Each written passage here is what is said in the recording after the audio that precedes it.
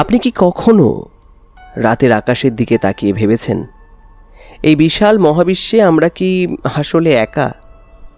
আমাদের আকাশগঙ্গা বা milky way গ্যালাক্সিতেই প্রায় 200 থেকে 400 বিলিয়ন নক্ষত্র রয়েছে, আর দৃশ্যমান মহাবিশ্বে গ্যালাক্সির সংখ্যা কয়েক ট্রিলিয়ন। যদি প্রতিটি নক্ষত্রের চারপাশে অন্তত একটি করে গ্রহ থাকে, তবে মহাবিশ্বে প্রাণ থাকার সম্ভাবনা গাণিতিকভাবে অনেক বেশি। কিন্তু প্রশ্ন হলো, সবাই কোথায়? কেন আমরা আজ পর্যন্ত কোনো ভিনগ্রহী সভ্যতার চিহ্ন খুঁজে পাইনি? 1950 সালে নোবেল বিজয়ী পদার্থবিজ্ঞানী এনরিকো ফার্মিও ঠিক এই প্রশ্নটি করেছিলেন, যা আজ ফার্মি প্যারাডক্স নামে পরিচিত। আজকের এই বিশেষ অডিও পডকাস্টে আমরা গভীরভাবে বিশ্লেষণ করে জানব কেন মহাবিশ্ব এত নিস্তব্ধ, এলিয়ানরা কেন আমাদের সাথে যোগাযোগ করছে না, এবং মানবতার ভবিষ্যৎ কোন দিকে যাচ্ছে। তবে চলুন শুরু করা যাক। একটি সভ্যতা কতটা উন্নত তা পরিমাপ করার জন্য 1964 সালে রাশিয়ান জ্যোতির্বিজ্ঞানী নিকোলাই কারদাশেভ একটি স্কেল প্রস্তাব করেন। একে বলা হয় কারদাশেভ স্কেল।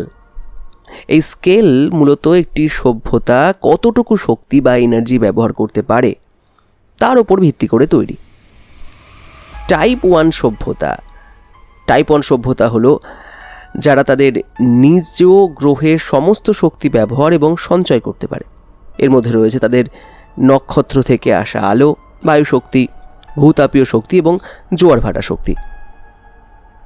টাইপ 2 সভ্যতা, স্টেলার সিভিলাইজেশন। প্রথমটা ছিল প্ল্যানেটারি সিভিলাইজেশন, এবার স্টেলার সিভিলাইজেশন। এই পর্যায়ের সভ্যতা তাদের পুরো নক্ষত্র বা সূর্যের সমস্ত শক্তি দখল করতে সক্ষম। এটি করার জন্য তারা ডাইসন স্ফিয়ারের মতো বিশাল কোনো মেগা স্ট্রাকচার তৈরি করতে পারে যা নক্ষত্রকে ঘিরে রাখবে। এমনকি তারা ব্ল্যাক হোল থেকেও শক্তি সংগ্রহ করতে পারে। এবার টাইপ 3 বা গ্যালাকটিক সিভিলাইজেশন। এরা পুরো গ্যালাক্সি বা আকাশগঙ্গার সমস্ত শক্তি নিয়ন্ত্রণ করে। এদের কাছে হয়তো স্পেস টাইম পরিবর্তন করার প্রযুক্তি থাকবে এবং এরা ওয়ার্ম হোল তৈরি করে গ্যালাক্সির যে কোনো প্রান্তে মুহূর্তের মধ্যে যাতায়াত করতে পারবে।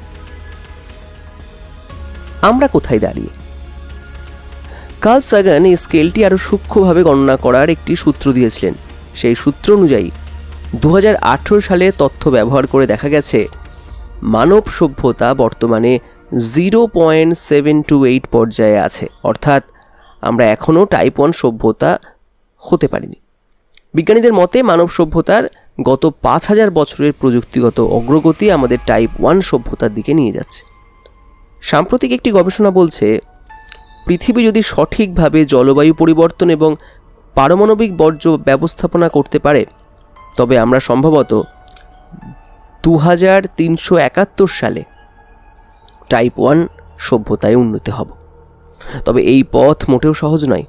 আমাদের জীবাশ্ম জ্বালানি বা ফসিল ফুয়েল থেকে দ্রুত সরে এসে নিউক্লিয়ার এবং নবায়নযোগ্য জ্বালানির দিকে যেতে হবে। ফার্মি প্যারাডক্স ও ড্রেক ইকুয়েশন।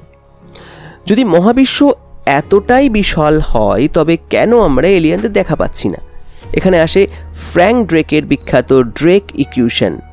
এই সমীকরণটি আমাদের গ্যালাক্সিতে যোগাযোগযোগ্য সভ্যতার সংখ্যা অনুমান করার চেষ্টা করে। নক্ষত্র তৈরির হার, গ্রহ থাকার সম্ভাবনা এবং প্রাণ বিবর্তনের ধাপগুলো বিবেচনা করলে এই সংখ্যাটি অনেক হওয়ার কথা। বিজ্ঞানীদের একটি দল অনুমান করেছিলেন যে মিল্কি ওয়েতে 1000 থেকে 100 মিলিয়ন পর্যন্ত সভ্যতা থাকতে পারে, কিন্তু বাস্তবে আমরা কোনো সংকেত পাচ্ছি না। এই যে বিপুল সম্ভাবনা এবং শূন্য প্রমাণের মধ্যে যে অমিল, এটাই হলো ফার্মি প্যারাডক্স। কেন আমরা কাউকে দেখছি না তার সবচেয়ে ভয়ঙ্কর ব্যাখ্যা হতে পারে দ্য গ্রেট ফিল্টার। এই হাইপোথিসিস অনুযায়ী আদিম প্রাণ থেকে শুরু করে একটি উচ্চতর গ্যালাকটিক সভ্যতা হওয়ার পথে এমন কোনো এক বা একাধিক বাধা বা ছাঁকনি আছে যা পার হওয়া প্রায় অসম্ভব। এই ছাঁকনিটি 9টি ধাপের যে কোনো একটিতে থাকতে পারে।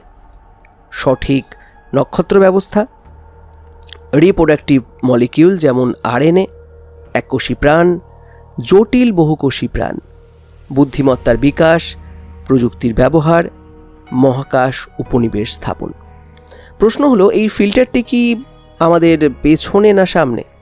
যদি প্রাণের শুরুই সবচেয়ে কঠিন কাজ হয়, তবে হয়তো আমরা ইতিমধ্যে সেই ছাঁকনি পার হয়ে এসেছি এবং আমরাই মহাবিশ্বের প্রথম ভাগ্যবান সভ্যতা। কিন্তু যদি এই ফিল্টারটি আমাদের সামনে থাকে, তবে তার অর্থ হলো উন্নত সভ্যতাগুলো মহাকাশ জয়ের আগেই কোনো না কোনো কারণে ধ্বংস হয়ে যায়। হয়তো জলবায়ু পরিবর্তন, পারমাণবিক যুদ্ধ অথবা কৃত্রিম বুদ্ধিমত্তা আমাদের ধ্বংসের কারণ হতে পারে। এলিয়েনরা কেন চুপচাপ? আরেকটি রোমহর্ষক ব্যাখ্যা হলো ডার্ক ফরেস্ট থিওরি। কল্পনা করুন, মহাবিশ্ব একটি অন্ধকার বনের মতো, যেখানে প্রতিটি সভ্যতা এক একজন সশস্ত্র শিকারী। কেউ নিজে যদি তার অস্তিত্ব জানান দেয়, তবে অন্য কোনো শক্তিশালী শিকারী তাকে ধ্বংস করে দিতে পারে। তাই সবাই ভয়ে চুপ করে আছে। এছাড়াও আরও কিছু মজার ব্যাখ্যা আছে। জু হাইপোথিসিস, এলিয়েনরা আমাদের দেখছে কিন্তু যোগাযোগ করছে না, যেমনটা আমরা চিড়িয়াখানার পশু পাখি দেখি। তারা হয়তো চায় আমাদের স্বাভাবিক বিবর্তন হোক। ভ্যাটিকান ও রিলিজিয়ান, অনেক ধর্মতাত্ত্বিক মনে করেন এলিয়েনদের আবিষ্কার ধর্মবিশ্বাসে বড় প্রভাব ফেলবে। তবে অনেকে বিশ্বাস করেন ঈশ্বর চাইলে একাধিক গ্রহে প্রাণ সৃষ্টি করতেই পারেন। জলজ বিশ্ব, অনেক গ্রহ হয়তো পুরোপুরি জলে ঢাকা, যেখানে ডলফিনের মতো বুদ্ধিমান প্রাণ থাকলেও তারা মহাকাশযান তৈরির জন্য প্রয়োজনীয় আগুন বা মেটালজি ব্যবহার করতে পারে না। এবার প্রশ্ন আসে, আমরা কিভাবে খুঁজছি? আমরা কিন্তু হাল ছেড়ে দিইনি। ব্রেক থ্রু লিসেন হলো ইতিহাসের সবচেয়ে বড় মহাকাশ অনুসন্ধান প্রজেক্ট। $100 মিলিয়ন এই প্রজেক্টটি 10 বছর ধরে 10 লক্ষ নক্ষত্র এবং 100টি গ্যালাক্সি স্ক্যান করেছে কোনো রেডিও বা লেজার সংকেতের জন্য। গ্রিন ব্যাংক টেলিস্কোপ এবং পার্কস টেলিস্কোপের মতো শক্তিশালী যন্ত্রগুলো এতে ব্যবহার করা হচ্ছে। তারা শুধু রেডিও সংকেতই খুঁজছে না, বরং টেকনোলজিক্যাল বা টেকনো সিগনেচার বা প্রযুক্তির ছাপও খুঁজছে, যেমন কোনো গ্রহের বায়ুমণ্ডলের দূষণ বা সিএফসি গ্যাসের উপস্থিতি, শহর থেকে নির্গত কৃত্রিম আলো অথবা নক্ষত্র থেকে শক্তি সংগ্রহের মেগাস্ট্রাকচার। টাইপ 1 সভ্যতায় পৌঁছতে হলে আমাদের বড় কিছু চ্যালেঞ্জ পার করতে হবে। ইও উইলসন একটি চমৎকার কথা বলেছিলেন, মানুষের সমস্যা হলো আমাদের আবেগগুলো প্রস্তর যুগের, প্রতিষ্ঠানগুলো মধ্যযুগের, কিন্তু প্রযুক্তি হলো ঈশ্বরতুল্য। এটা আবার পড়ছি, মানুষের সমস্যা হলো আমাদের আবেগগুলো প্রস্তর যুগের, প্রতিষ্ঠানগুলো মধ্যযুগের, কিন্তু প্রযুক্তি হলো ঈশ্বরতুল্য। আমরা যদি পারমাণবিক বর্জ্য সঠিকভাবে ব্যবস্থাপনা করতে না পারি অথবা বন উজাড় বা বৈশ্বিক উষ্ণায়ন ঠেকাতে না পারি, তবে আমরা নিজেরাই আমাদের গ্রেট ফিল্টার তৈরি করে ফেলব। মহাকাশে টিকে থাকতে হলে আমাদের আন্তর্জাতিক সহযোগিতা এবং উন্নত প্রযুক্তির সমবন্টন প্রয়োজন। হয়তো আমরা এই বিশাল মহাবিশ্বে এখন বিচ্ছিন্ন কোনো দ্বীপে আছি। হয়তো ভবিষ্যতে আমাদের কক্ষপথ অন্য কোনো উন্নত সভ্যতার কাছাকাছি আসবে। ততদিন পর্যন্ত আমাদের লক্ষ্য হওয়া উচিত আমাদের এই সুন্দর নীল গ্রহটির যত্ন নেওয়া এবং জ্ঞানের সন্ধানে এগিয়ে যাওয়া। গ্রেট ফিল্টারের সামনে নাকি পেছনে তা সময় বলবে। তবে আমরা যদি টাইপ 1 সভ্যতায় পৌঁছতে পারি, তবে মহাবিশ্বের দরজা আমাদের জন্য খুলে যাবে। আপনি কি মনে করেন? এলিয়েনরা কি আমাদের আশেপাশে লুকিয়ে আছে, নাকি আমরাই মহাবিশ্বের প্রথম বুদ্ধিমান জাতি? কমেন্ট বক্সে আপনাদের মতামত জানাবেন।